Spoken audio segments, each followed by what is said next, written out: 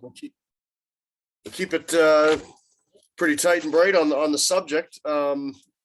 So, I mean, for people that don't know, and this isn't a federal, we'll jump right into it. This isn't a federal boundaries issue, which is also happening, and certainly muddles the waters as far as reader voter cognition. But what does this mean as far as when people hear the words or see the words electoral boundaries, and what does it mean to the Peace region, and specifically your riding and your colleague Dan Davies, potentially, obviously? Yeah, I mean, obviously there's a lot of concerns out there. Look, every 8 years, every 2 elections, government looks at the electoral boundaries as people move around the province to decide, and try to make it as fair as possible for the workload and for the people they represent, each MLA. As you know, though, up in the Peace region, our ridings have been the way they are, Peace River North and Peace River South, for the most part, since about the 1950s. Even though the majority of the people are moving to Vancouver, what's happened is the NDP have now said, look, they want to redraw all the electoral boundaries, which is fair enough in its own respect. But what they want to do is, with that, also eliminate ridings in rural BC so they can have more in Vancouver, Surrey, Lower Mainland area. So there's a possibility of, about 17, 18 rural seats going down to as low as maybe 10. Under what the government is looking at doing. And that would mean, the entire Peace region could be one big region for one vote and one voice down in Victoria. East, west of Prince George could be one as well. I mean, really, when you start looking at it, Rob, it's just going to make it very difficult for fair representation in rural British Columbia if these changes go through. Well, I can't imagine, and operating like they do go through. I can't imagine somebody who, say, lives in Tumbler Ridge having the same provincial issues as, say, and concerns as somebody that lives in Atlin, and they'd be talking to the same rep or same elected official. Yeah, and here's one of the challenges, obviously, is, I mean, the commission is coming up this Monday evening, and then Tuesday morning for their meetings. Interestingly, they have skipped over Fort St. John, and they're doing a meeting up in Fort Nelson. When we got a hold of them and asked for more meetings in the area, look, Chetwynd, Tumbler Ridge, we should try to get more meetings. Isn't it interesting? They say, the area is too large to cover for everybody to get a meeting. Yeah. And this is a commission that's even chartered a private plane to get around the province, and they're saying the region's too big already to have a meeting. So I think they're making their case for me here of it's not like Dan Davies or I have helicopters or private planes to get around in, and it's very difficult already as it is to try to be everywhere to help people, which is our jobs. So it's well, I was going to ask you that. What do you again, we're I guess we're not pontificating, but certainly hypothesizing, if you will. What does it mean when there is no meeting in Fort St. John?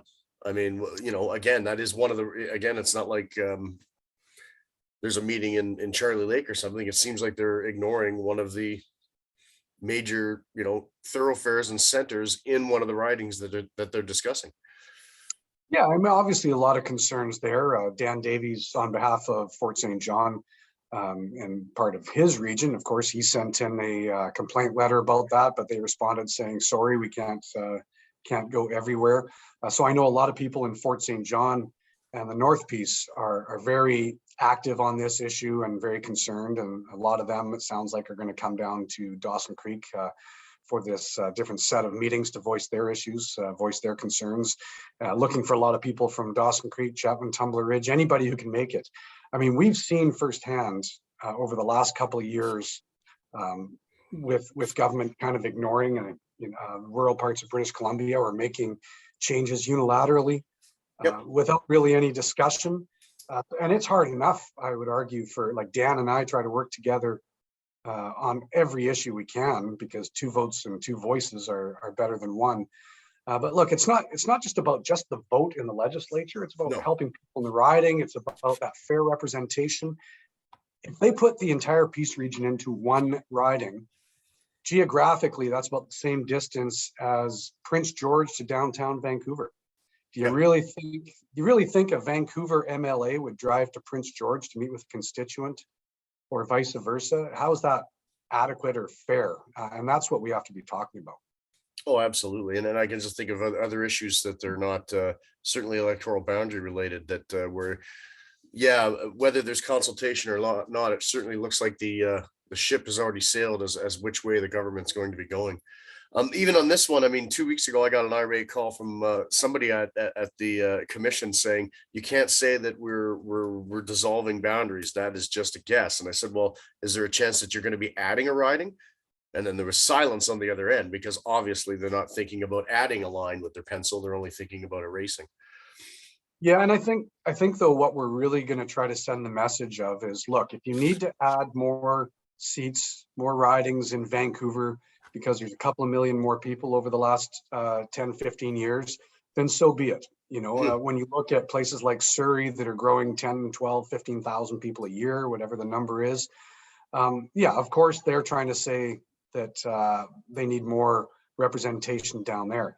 But what we're saying, that should not come at the expense of rural British Columbia. Yeah. So if you need to add more seats, so be it. Figure that out. Don't take our voices and our seats away. And look, it's not like Dan and I have talked about this. This isn't about him or I. This is about the region. This is about whoever wants to be the next MLAs. It's about whoever wants to represent the area in a fair way. It doesn't matter which party you represent or who you're running for. If they start taking voices away, and what they're really doing is just watering down the rural representation, which is not fair. And on that note, you know, getting people to come out to these meetings, you know, how do you expect the buy-in to be? And do you expect, I mean, obviously the second day meeting is all day during the day, so people who work are going to have a tough time, but there is a meeting on Monday night. You know, is it a case of, you know, obviously you want more people there and everybody should be there, but you know, do you expect the presentation isn't going to be all day or all evening? How long, No. you know, do you expect people to, and not do you expect, but should people expect to be there if they're voicing their concerns? Yeah, I mean, even if you don't want to get up to the microphone, or if you haven't registered to speak, you know, we want to, you know, show strong unity on the importance of this issue and have the room filled Monday night and Tuesday morning. My guess is that it's only going to be about a couple of hours each time. So what's really important is to also send the message, Rob.